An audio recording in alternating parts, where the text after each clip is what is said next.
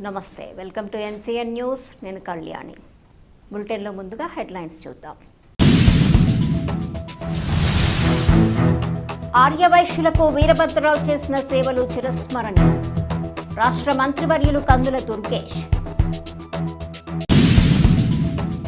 ఇటీవల స్వర్గస్థులైన నిడదవోలు ఆర్యవైశ్య సంఘం అధ్యక్షులు పచ్చిపులుసు వీరభద్రరావు సంతాప సభలో మంత్రి దుర్గేష్ పాల్గొన్నారు. స్థానిక ఆర్యవైశ్య కళ్యాణ మండపంలో జరిగిన ఈ సభలో వీరభద్రరావు చిత్రపటానికి పూలమాల వేసి శ్రద్ధాంజలి ఘటించారు. ఈ సందర్భంగా మంత్రి దుర్గేష్ మాట్లాడుతూ ఎన్నికల సమయంలో వీరభద్రరావు అందించిన సహకారం, ఆత్మీయత మరవలేనివని అన్నారు. ఆర్యవైశ్యుల సంక్షేమం కోసం ఆయన నిస్వార్థంగా చేసిన కృషి ఎందరికో ఆదర్శం. భౌతికంగా ఆయన మన మధ్య లేకపోయినా ఆయన ఆశయాలు, నాయకత్వ పటిమ ఎల్లప్పుడూ స్ఫూర్తినిస్తాయని కొనియాడారు. అదేవిధంగా నిడదవోలు ప్రాంత అభివృద్ధిపై మంత్రి దుర్గేష్ మాట్లాడారు. రైల్వే లైన్ల విస్తరణతో ఈ ప్రాంత ముఖచిత్రం మారబోతోందన్నారు. అలాగే భారత్ మాల ప్రాజెక్టుకు తాడేపల్లిగూడెం నిట్ నుండి నిడదవోలు, కొవ్వూరు మీదుగా నిర్మిస్తే ప్రజలకు మరింత ఉపయోగకరంగా ఉంటుందని సీఎం చంద్రబాబు నాయుడు కేంద్ర ప్రభుత్వం మరియు ఎంపీ పురంధరేశ్వరిలకు వినతిపత్రం సమర్పించినట్లు తెలిపారు. నిడదవోలు రైల్వే స్టేషన్ ఆధునీకరణ పనులు అద్భుతంగా సాగుతున్నాయని, రైళ్ల హాల్టింగ్ సమస్యను పరిష్కరించేందుకు నిరంతరం కృషి చేస్తున్నామని స్పష్టం చేశారు.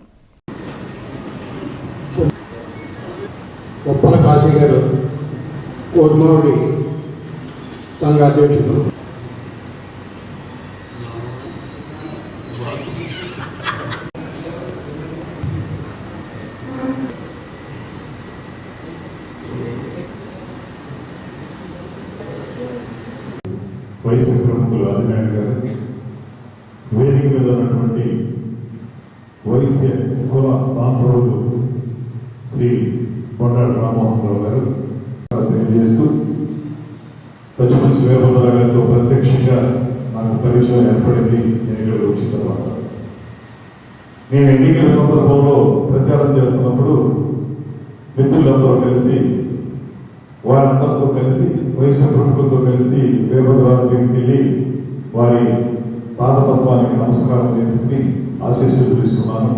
ఆ రోజు వారు చెప్పారు, మీరు తప్పకుండా ఎదుగుతారు, మా అందరి సహకారం మీకు ఉంటుంది అని చెప్పి వారు చెప్పినటువంటి మాటలు, ఇచ్చినటువంటి శుభాశీస్సులు నాకు రాజకీయంగా ప్రచారానికి కానీ తర్వాత కార్యక్రమాలు కానీ ఎంతగానో ఉపయోగపడింది అనేటువంటి మాటని సందర్భంగా గుర్తు చేసుకుంటున్నాను. 43 సంవత్సరాల సుదీర్ఘమైనటువంటి కార్యక్రమం, 43 సంవత్సరాల పాటు అవిరళ కృషితో ఇక్కడ ఆర్యవైశ్య సంఘాన్ని వృద్ధి చేయాలనేటువంటి ఆలోచనతో, వ్యాపార అభివృద్ధి చేయాలనేటువంటి ఆలోచనతో వారు చేసిన సేవలు ఇవాళకి కూడా అందరూ చెప్పుకునేటువంటి పరిస్థితి. ఆర్యవైశ్య సంఘ భవన నిర్మాణం కానివ్వండి, ఇందాక అందరూ చెప్తున్నట్లుగా ఇప్పుడు వనభోజనాలు నిర్వహించుకుంటున్నటువంటి ఆ ల్యాండ్ను కొట్టడం కానివ్వండి, ఇవన్నీ వారి యొక్క సుస్థిరతను తెలియజేస్తూ ఉన్నాయి. వారు చేపట్టినటువంటి కార్యక్రమాలు ఎంత విజయం సాధించాయో మనకు అర్థమవుతూ ఉన్నాయి.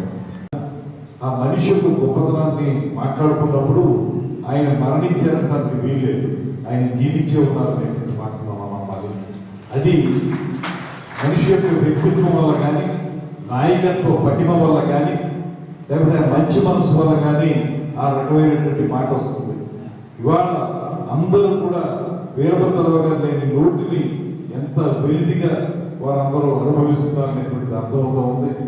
అటువంటి మహానుభావుడు సుదీర్ఘ కాలం పాటు ఆర్యవైశ్య సంఘానికి అనేక సేవలు అందించి జిల్లా స్థాయిలో కూడా ఉపాధ్యక్షుడిగా ఎన్నో కార్యక్రమాలు నిర్వహించి ఈ ప్రాంతంలో కేవలం వైశ్యులకు మాత్రమే కాకుండా ప్రగతిని కోరుకునేటువంటి ప్రతి ఒక్కరికి కూడా ఆయన యొక్క సలహాలు, సూచనలు ఇచ్చి వారందరికీ ఉపయోగపడే విధంగా ప్రవర్తించినటువంటి వీరభద్రరావు గారు భౌతికంగా మన మధ్య లేకపోయినా ఆయన యొక్క మార్గం, ఆయన చూపించిన దారి, ఆయన మాటలు, ఆయన నాయకత్వ పటిమ ఎల్లవేళ కూడా మనకి ఉంటాయి. వారి మార్గదర్శకత్వంలో అందరూ కూడా ప్రయాణం చేస్తామనేటువంటి మాట మనం చెప్పి అమలు చేసినప్పుడే ఆయనకి నిజమైనటువంటి ఆత్మశాంతి అనేటువంటి మాటను కూడా ఈ సందర్భంగా మనం చేస్తూ, వీరభద్రరావు ముద్రంటూ బ్రాండ్ అంటూ ఉంటుంది. ఆ ముద్రని మనం దృష్టిలో పెట్టుకుని అందరం కలిసి ఆయన ఆశయ సాధన కోసం కృషి చేయాలనేటువంటి మాటని మరొకసారి మీ అందరికీ మనం చేసుకుంటూ వారి కుటుంబ సభ్యులకి ధైర్యం ఇవ్వాలని భగవంతుడు, అదేవిధంగా శ్రీ వీరభద్రరావు గారికి సద్గతులు ప్రార్థించాలని మనస్ఫూర్తిగా కోరుకుంటూ సెలవు తీసుకుంటాను.